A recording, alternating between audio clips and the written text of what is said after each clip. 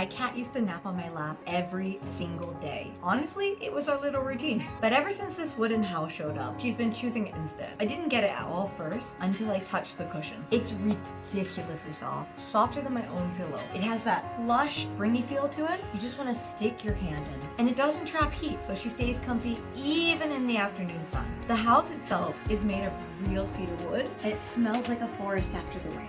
Clean and natural.